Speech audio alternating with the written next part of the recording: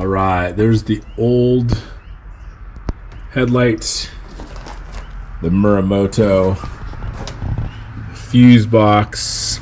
This is the extension for the daytime running lights. Goes right down.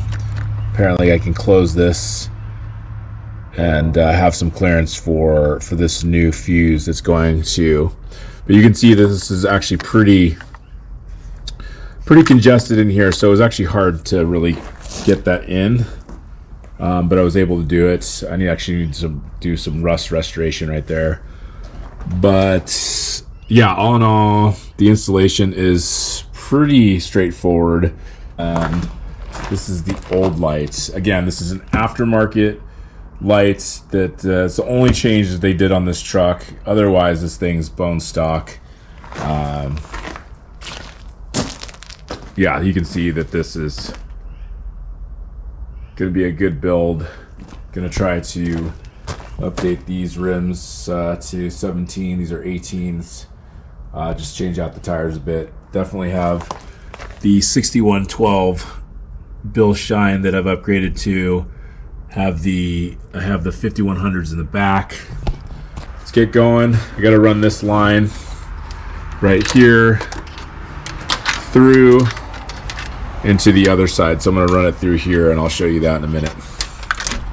All right, this is another thing you should get if you're gonna be building or updating a Toyota. This is a clip box that I got at Napa, and if you keep getting onesies and twosies, you're gonna spend a bunch of money, but this is like 36 bucks. And it comes with all of the different clips that Toyota has. So adding the new ones is a must. And you can see, here's the old ones. These are okay to put back in, but definitely want to upgrade them so you don't have to worry about it. Anyway, that is that. And then I'm gonna put it right under here. Go right there. You should be able to run it right through.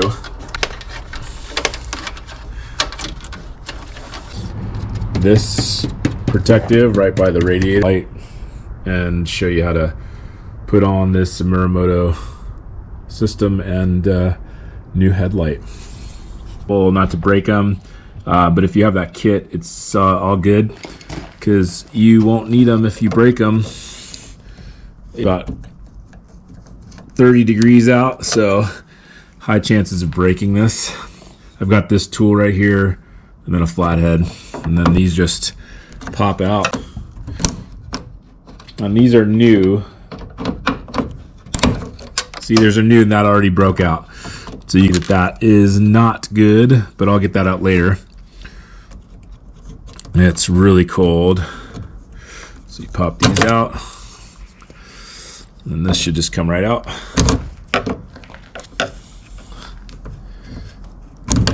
It broke too. Ow, that hurt a little bit. Anyway, that'll work for now. I can get those out. All right, and then now this is a little tricky on this side, but kind of gently caress this a little bit.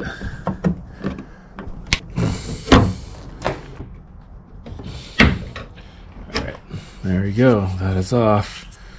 Now this is going to expose this screw right here.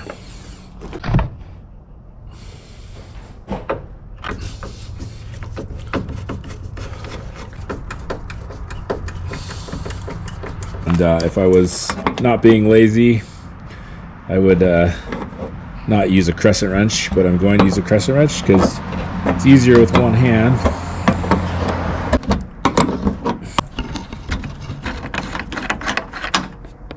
Another screw, save that aside. I usually put everything in the right on top of the engine cover. And this should just pop out. Fairly straightforward. And now you got all your connections. So the thing that most of these videos don't show you is exactly how these all match up. You're gonna essentially take all this stuff out, unplug all of these ports. They get a little tricky, so what I'm gonna do is gonna do all these so you can see that. right now.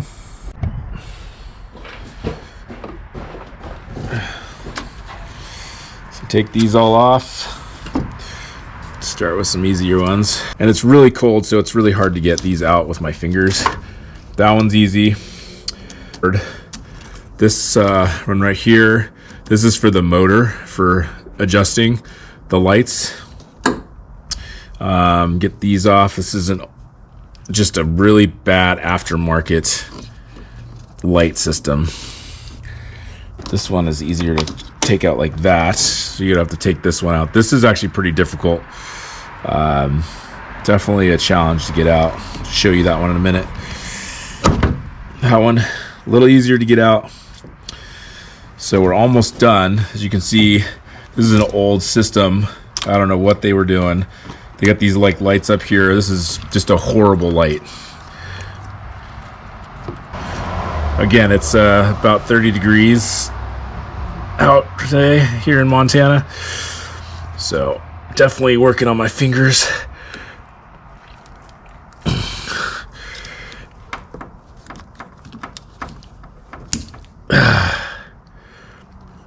So this is broken, doesn't matter. This is old light housing.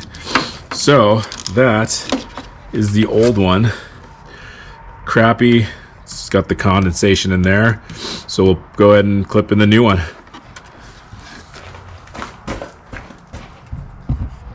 The new one, you can see right here. It looks very confusing to off, but you want to just match all of these plugs up.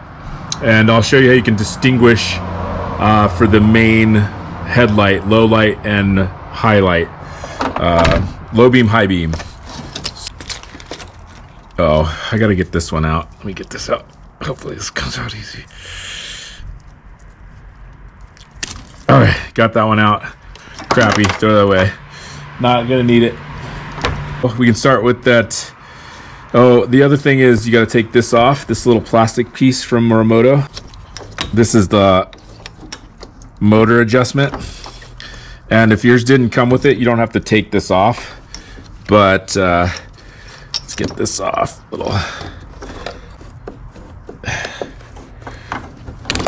All right, so you can see that this is just a little plug. This is for the motor. So I'm gonna put that aside. This, we can plug the motor in last, and there's the motor one, if you can see it. Let's see, there's the motor. All right, so this is up close and personal. This is the motor. Again, now you got to match up all these, which looks overwhelming when you see all this, but actually it's not terrible. They say to add the motor in last, which is that one, this one right here. So we're gonna start matching them up. A low beam, I believe, and the reason why you can tell, let's see, actually, let's go through here. So, okay, so do you see this little notch right here? I believe that's gonna be the high beam. Low, yeah, it's a high beam, I believe it's a high beam. Anyway, you can see this little notch. Either way, high beam, low beam. There's a difference right there. See that right there, that little notch? And then other beam doesn't have that notch. So we're gonna plug this in. So this doesn't have a notch. See that? And then that doesn't have a notch. So that's easy, straightforward. So you want to see how you can clip these in.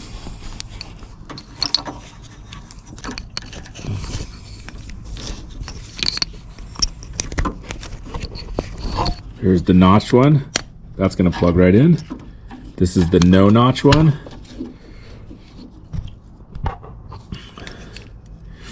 Also look at that clip on the top. So right there. Up close and personal. This should really help you install these without any issues. Right there, and then that's going to click. So we've got the two, that's low beam, high beam. And honestly, I don't know exactly which one is which, but I know that they're correct. Other bulb. So this is another gray one. and you can see that that matches up. So you just have to do. So that's that one. That's pretty straightforward. You just got to make sure you hear the click. If you want this to like be a traditional blink, you want to connect these two. So you want to connect these two if you want to be a traditional blink. But if you want the Morimoto standard, the way it is just a cool way to have a blinker, you just leave these separate. So take that apart. And again, if you have the motor, the adjusting, you want to put it in here. If your Tundra did not come with this, then there's no need to take that cap off. Again, there's a cap that I just took off, and you just don't need to take it off if that is the case. Okay, so the motor one, we're still missing this one right here. You want to kind of organize them so they're out of the way. There's more space over here. That left side, that right side is so much harder because it's got less room. It's got the battery. We're gonna plug this one in.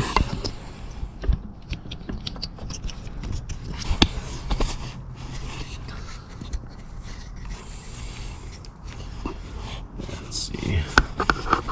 That one in. Hands. This one is the most difficult one to get in. I don't know why, but it is. You got to get those prongs to match up. So I'm going to let you see this struggle, because you're going to want to know what you're going to have to struggle with to get this in. Sometimes plugs are just struggle bus. Have a click, but this one to add in is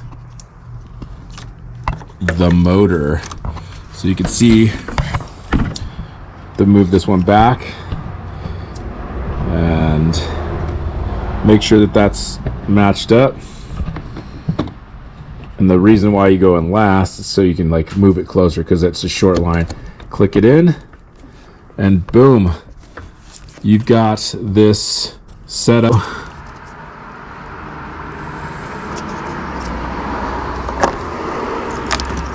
This is your daytime running light. Boom, clipped all the way over from the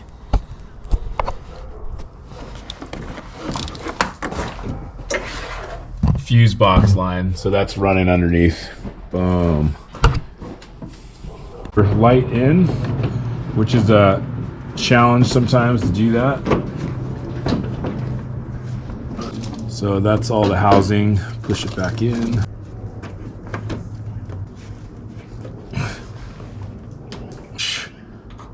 Just kind of get these started.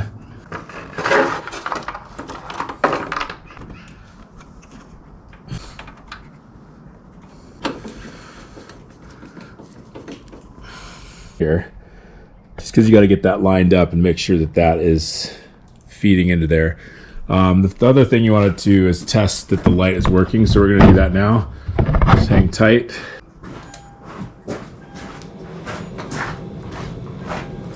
All right, just fine. Those things are beautiful. All right, then you shut it down and then tighten everything up. Let's see, let's go.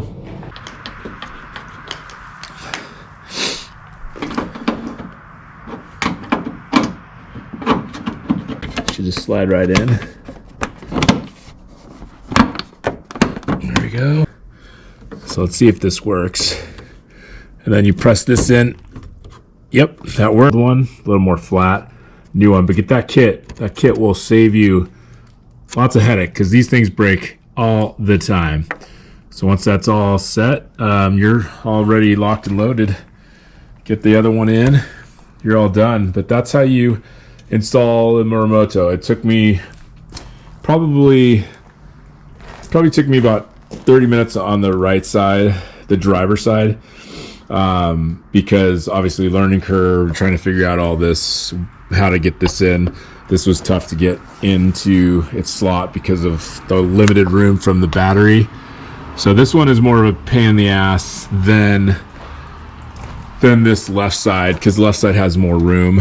But anyway, this is the Morimoto headlights. I got them off Marketplace for $800.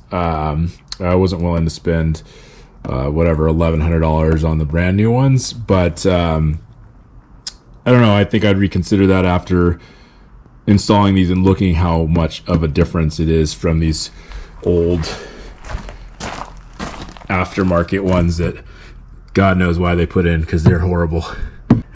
Yeah, happy installing. This is cool. I'll give you some more updates on this. I'll be updating this grill. I got a black one. Take out some of this chrome and just put it all together. I'll do a little last final shot for you so you can see the lights together.